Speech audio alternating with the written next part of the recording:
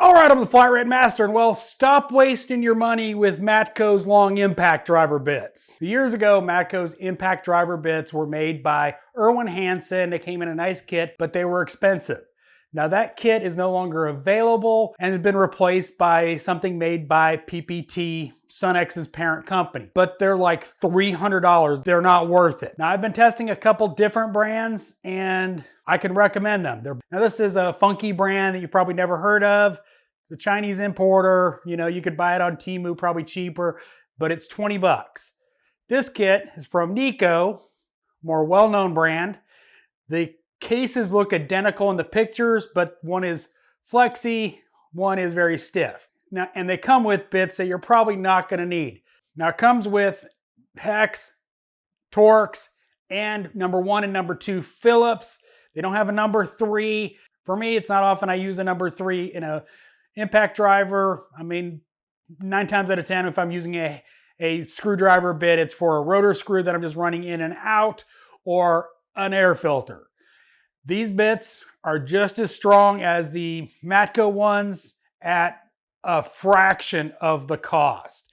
And well, yes, there's a bunch of bits that you're not going to use. My Matco kit, the box that came with it is long since been gone. So I pull out the bits I need and put them in a Vim holder. I'll put one of those in the description as well.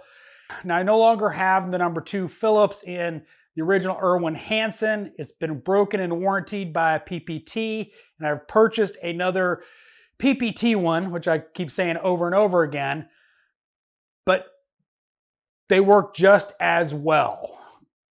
They do the stuff I need to do. Now there's brands out there like Milwaukee has impact driver sockets, especially in Phillips. Generally in automotive, they don't do well simply because I don't think they're designed for the automotive use. They're more designed for like deck screws where the screws are much softer than like a rotor screw. A lot of people have complained about them breaking in automotive. That's why I don't recommend them. I've broken adapters from Milwaukee, so I can't recommend them.